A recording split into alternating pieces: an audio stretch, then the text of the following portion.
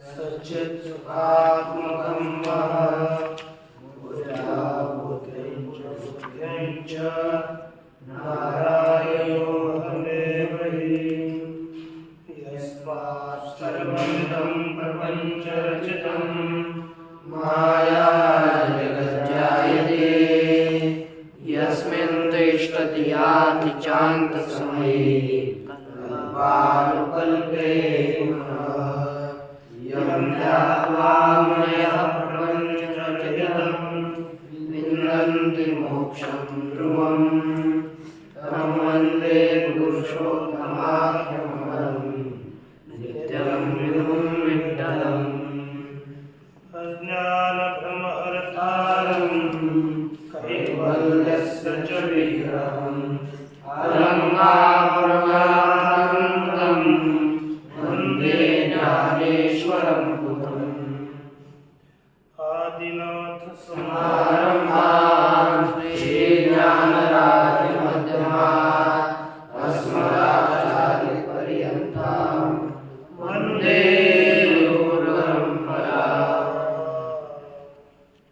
श्री भगवान पांडुरंग परमात्मा श्री ज्ञानोबा जगत गुरु तुकाराम महाराज, शांति ब्रह्म एकनाथ महाराज, आदि गुरु श्री शंकराचार्य इत्यादि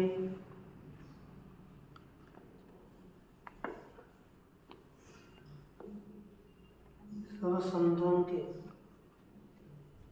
अलौकिक अहेतु की अकारण कारण ऐसे कृपा से पुण्य सलीला माता इंद्रायणी के तट पर विराजमान इस अलंकापुर क्षेत्र में, जो कि क्षेत्र बहुत परम पवित्र है, इस क्षेत्र का महिमा देवादिकों ने गाया है। इस क्षेत्र में यदि हम लोग जैसे पंढरपुर में एक शीत अन्न देने के बाद कोटि कुलों का उद्धार हो जाता है,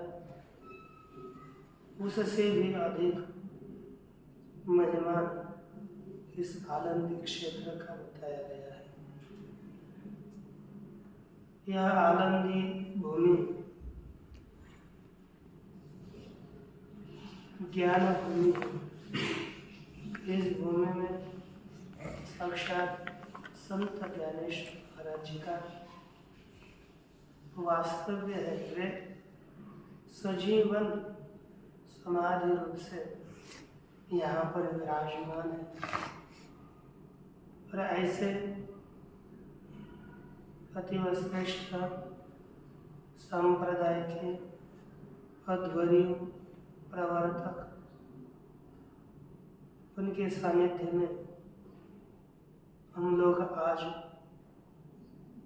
एक पूर्व विषय को समाप्त करके नए विषय का आरंभ करने जा रहे हैं। इससे पहले, इससे पहले तक हम लोगों ने जो पढ़ा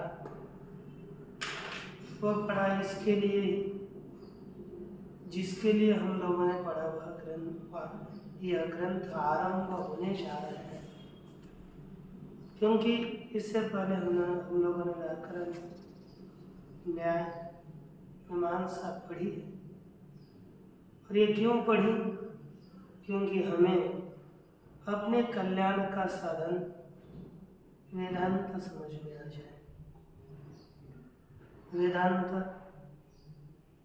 यह और किसी की कथा न होकर के, जैसे रामायण में श्री रामचंद्र जी की कथा है, भागवत में भगवान श्री कृष्ण उनके अवतारों की कथा है, अन्य अन्य पुराणों में तत्त देवताओं की कथा अपने को सुनने के लिए मिलती है, लेकिन इस वेदांत ग्रंथ में अन्य की कथा न होकर के आत्मकथा है।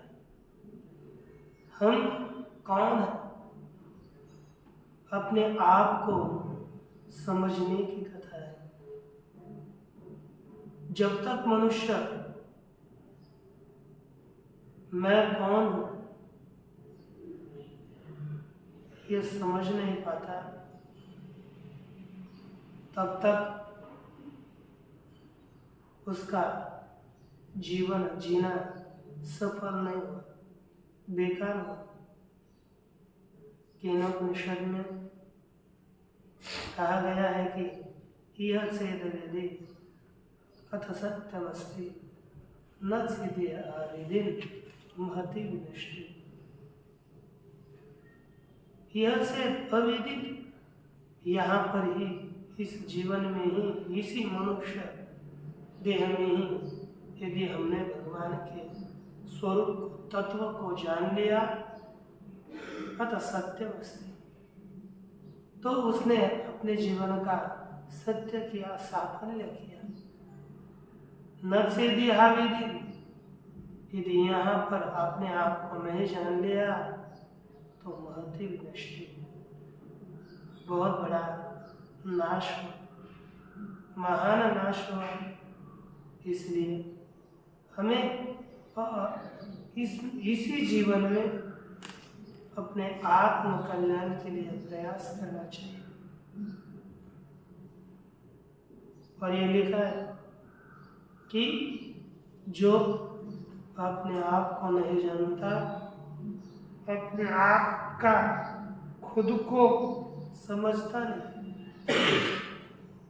मैं कौन समझना चाहिए ना, ध्यान देना। मैं कौन हूँ, या अरे देह नहीं हो, नीचे कुछ नहीं, नीचे तो देखना है। मैं कौन हूँ ये जब तक नहीं जानेगा तब तक उसका जीवन सफल नहीं होगा।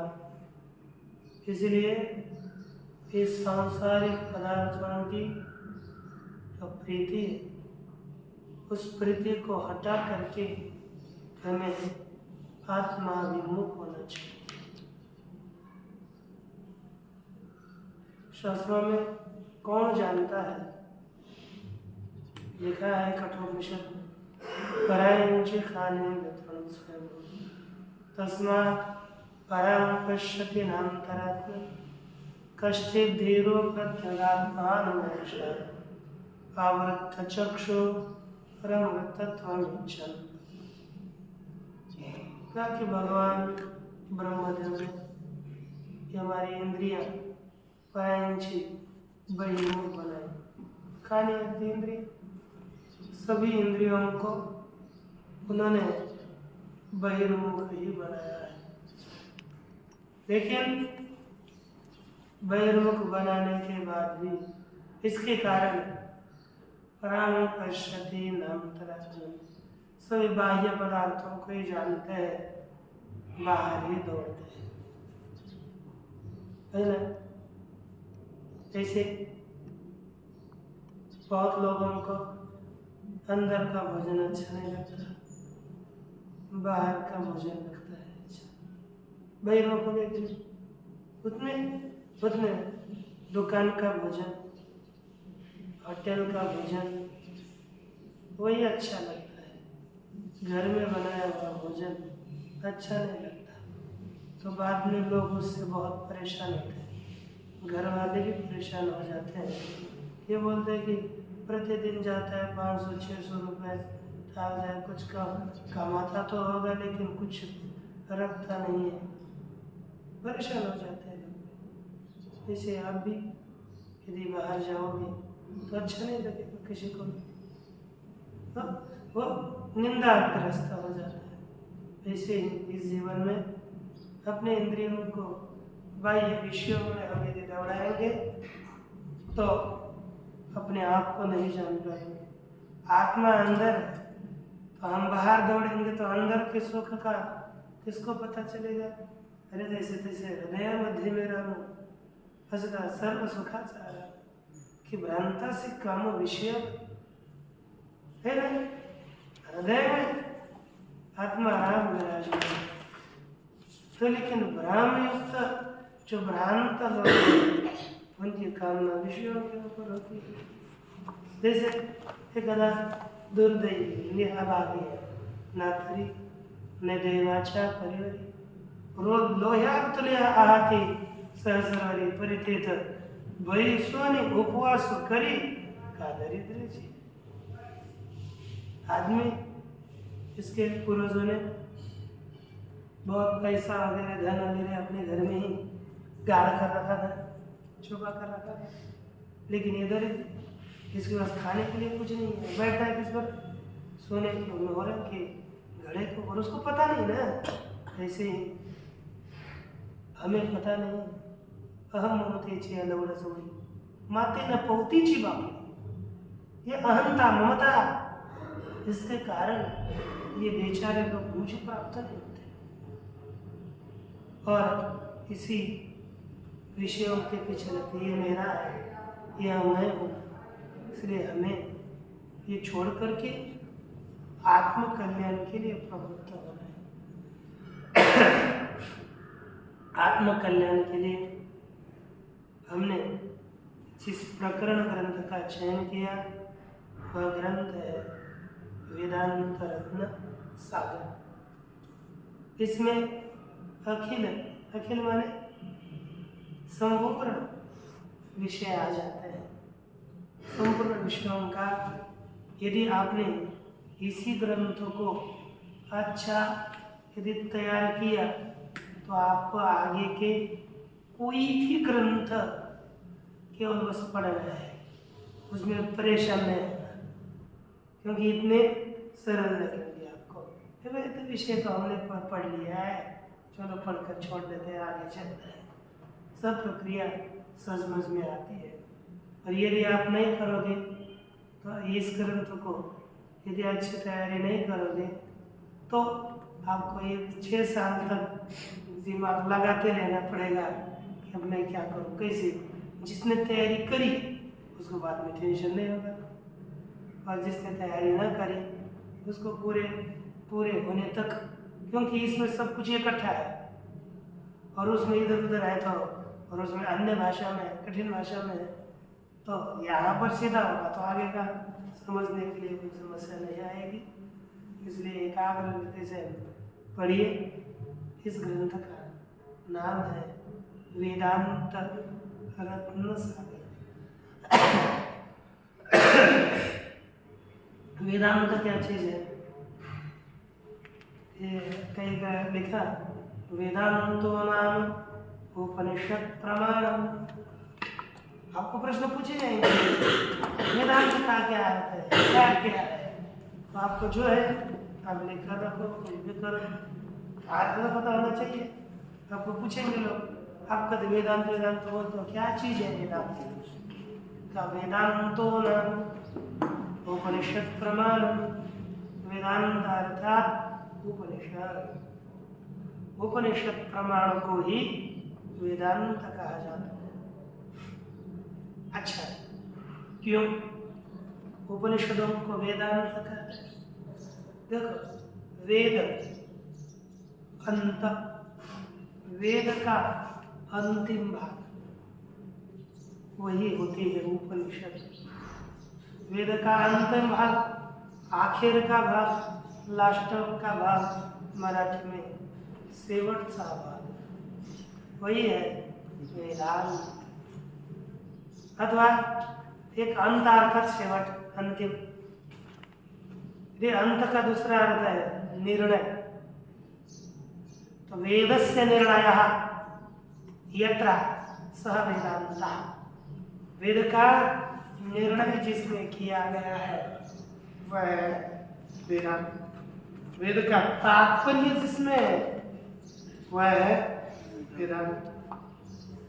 अब ऐसे वेदांत के रत्नों का, रत्न वाले अमूल्य महार्घ्य रत्न होते हैं, जो बहुत महंगे महंगे होते हैं, है ना। ऐसे अमूल्य रत्नों का सागर यह ग्रंथ है, जो बहुत रत्न है, एक रत्न नहीं। यानी सागर किसका होता है? रत्न का भंडार। समुद्र उसका है, सागर उसको नाम है रत्नाकर। सागर का नाम क्या है? रत्नों का आकर, वेदांत रत्नों का सागर।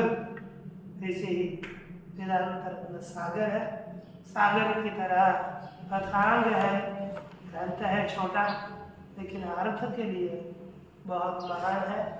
इसलिए इस आज वेदांत रत्न सागर नामक ग्रंथ का आरंभ करने जा रहे हैं। तो देखिए, इस ग्रंथ में आरंभ में 3 श्लोक मंगल परक श्लोक है। किस परक श्लोक है? मंगल।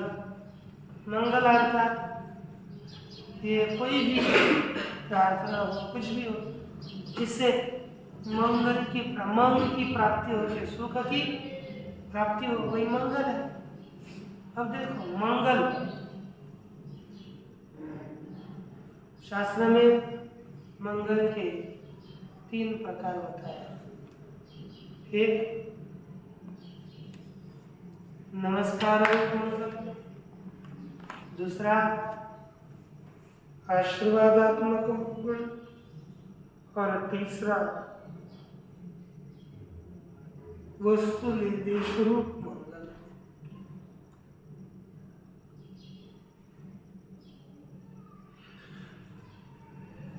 लिखा कि आशीर नमस्क्रियावाद्य वस्तु निर्देशों के आशीर्वाद, नमस्कारात्मक और वस्तु निर्देशात्मक मंगल 3 प्रकार का मंगल है। क्या लिखा? आशीर नमस्क्रिया वाद्य वस्तु निर्देशोपि तन्मुखम। इसमें पहला है नमस्कार। लिखना है, देखो, आशीर नमस्क्रिया वाद्य, आशीर नमस्क्रिया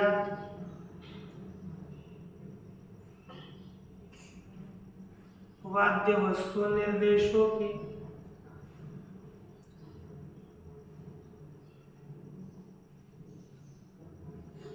है ना। आशीर नमस्क्रिया वाद्य वस्तु निर्देशों की तन्मुख, अर्थात आशीर्वाद रूपी मंगल, नमस्क्रिया नमस्कार रूप मंगल, और वाद्य वस्तु प्रतिपाद्य वस्तु का निर्देश रूप मंगल। इसमें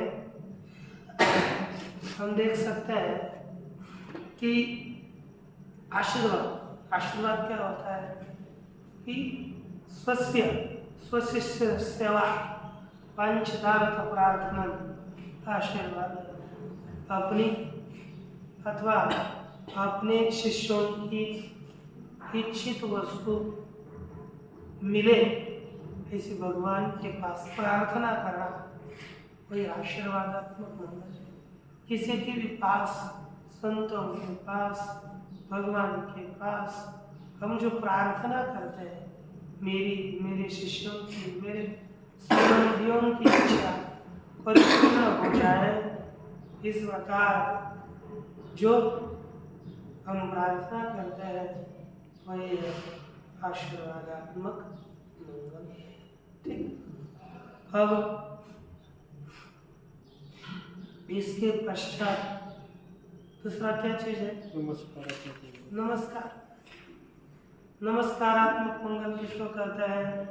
स्वापकृष्ट बोधानुकूल, है ना। स्वापकृष्ट बोधानुकूल व्यापार है। स्वापकृष्ट अर्थात स्व माने स्वयं, खुद। अपकृष्ट अर्थात निकृष्ट। बोध अर्थात ज्ञान के अनुकूल व्यापार। मैं निकृष्ट हूँ, इस प्रकार का ज्ञान कराने का जो व्यापार है उसको कहते हैं नमस्कार।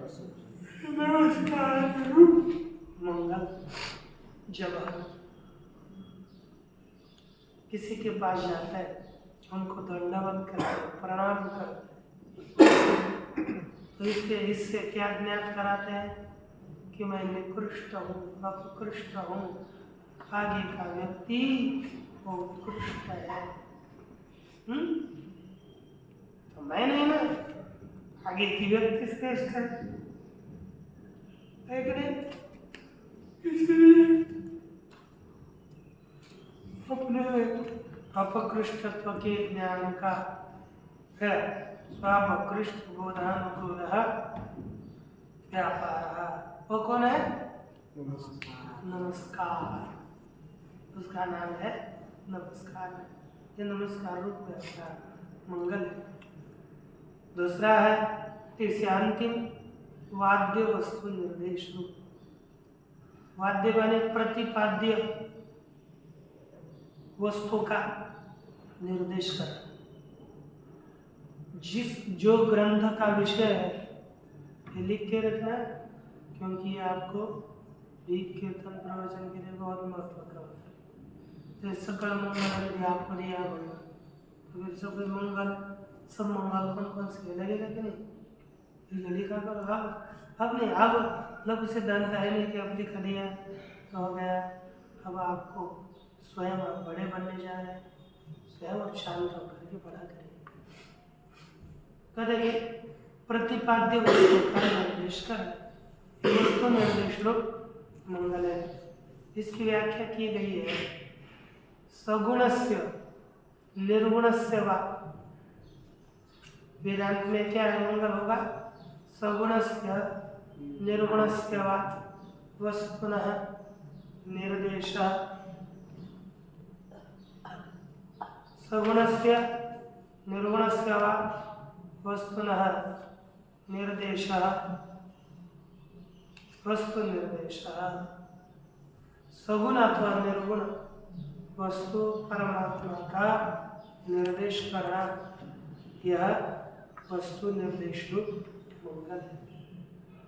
इसमें पहले श्लोक में किया गया मंगल है वस्तु निर्देश रूप मंगल। क्या मंगल है? वस्तु निर्देश मंगल। तो देखिए पहले वेदा ओम नमो भगवते वासुदेवाय वेदांत रत्न सागर अन्वयार्थ सहित अथ प्रथम रत्न। अब इसमें पहला रत्न आ रहा है। अच्छा, और अनुबंध चतुष्टय विचार। इस रत्न का विषय है अनुबंध चतुष्टयों का विचार करना।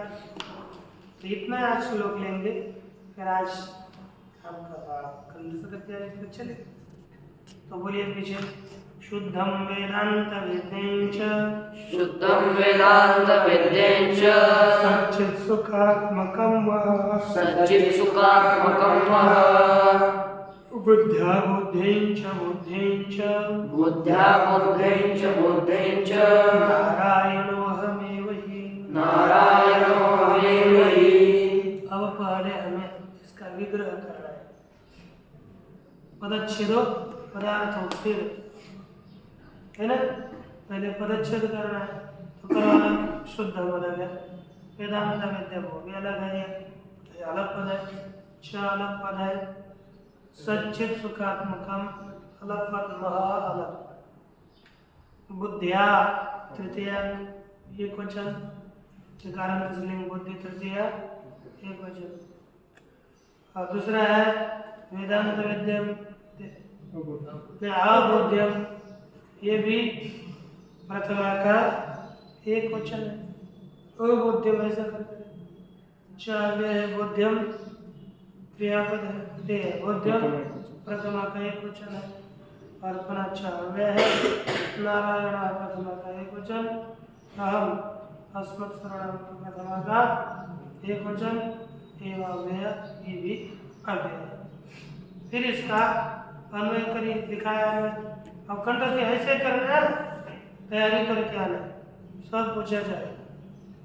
अब अन्वय क्या होगा? तो शुद्धम वेदांत हृदयम सच्चित सुखात्मकम बुद्ध्या अबुद्ध्यम बोध्यम च नारायण अहमेव हि। तो देखो शुद्धम परमात्मा कैसा है? शुद्ध। शुद्ध अर्थात माया के मल से रहित।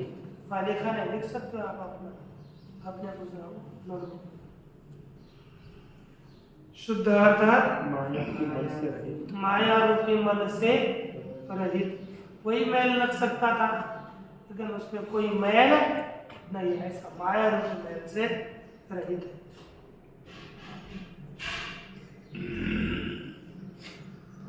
दूसरा है वेदांत वेद्य।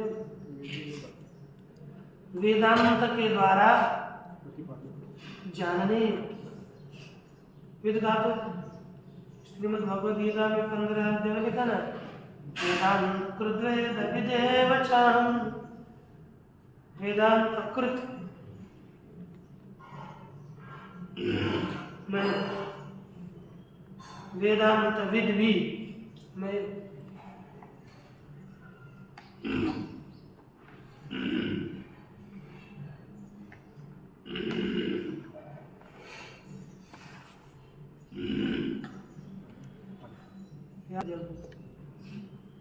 वेदांत के द्वारा जानने योग्य। इस जगत में वेदांत किसका प्रतिपादन करता है? परमात्मा का, ब्रह्म का। तो वेदांत से जानने योग्य कौन है? ब्रह्म, परमात्मा ही। तो जो शुद्ध है वो कौन है? परमात्मा, ब्रह्म। वेदांत वेद्य कौन है? परमात्मा, ब्रह्म। उसका स्वरूप कैसा है? उसका स्वरूप का निर्देश किया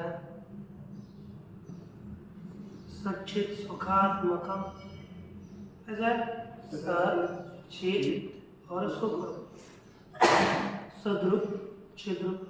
सुख माने आनंद, सच्चिद आनंद रूप है, ठीक है ना? सत्य ज्ञानानंद गगनाक्षी प्रावरण। परमात्मा सत्यम ज्ञानम तम ब्रह्म सच्चिद आनंद। पुनः आगे क्या था? अन्वय में क्या किया? बुद्धिया अबोध्यम। बुद्धिया अबोध्यम अर्थात बुद्धि के द्वारा जो जानने योग्य नहीं है ना, उद्यम है ना, बुद्धि के द्वारा उसका ग्रहण नहीं किया जा सकता।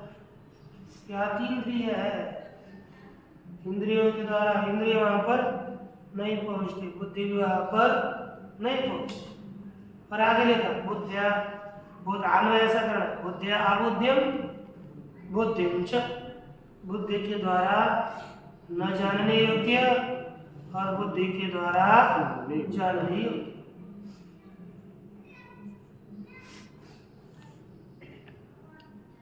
जो बुद्धि के द्वारा नहीं जाना जा सकता और बुद्धि के द्वारा जाना जा सकता है। कैसा लगा आपको? परस्पर विरुद्ध। एक तो कहो ना, बुद्धि के द्वारा जाना जा सकता है, बुद्धि के द्वारा नहीं जाना जा सकता। क्या बुद्धि के द्वारा जाना जा सकता है? तो अब कैसे बुद्धि के द्वारा जाना नहीं जा सकता, नहीं जाना जा सकता, जाना जा सकता है? ये इसका तात्पर्य क्या है? एक बताओ जो हमारे बुद्धि में हरण हो जाए। इसका अर्थ है कि देखो, मैं एक ही इसका विकल्प बताऊंगा आज, फिर धीरे धीरे मत करूँगा।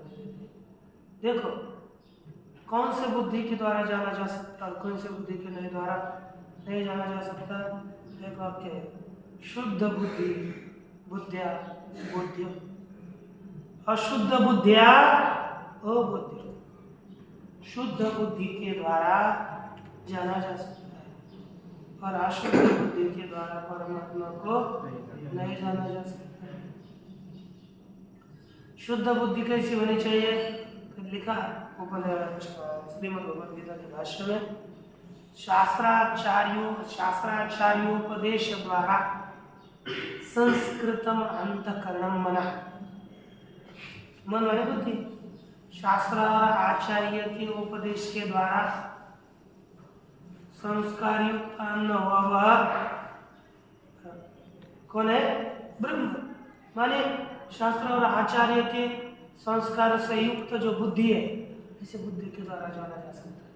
खुद के संस्कार के युक्त से बुद्धि यदि हमारी होगी तो नहीं। अशुद्ध बुद्धि है तो परमात्मा नहीं जाना जा सकेगा। शुद्ध बुद्धि से ही परमात्मा जाना जा सकता है। ठीक हो गया? आगे ऐसा जो जाना जा सकता है वह नारायण मह अर्थात ब्रह्म। कौन नारायण का? देखे नरोपलक्षित जगत का अधिष्ठान। नर अर्थात सभी लोग, उसका अधिष्ठान आश्रय जो नारायण है और नारायण नारायण रूप ब्रह्म मैं ही हूँ। नारायण है ना परमात्मा, है ना? और ब्रह्म कौन है? मैं हूँ। इतना ही आज पता करके, क्योंकि समय बहुत हो गया ना, आगे का एक आधा बात लेना है। ओम पूर्णमिदं पूर्णात्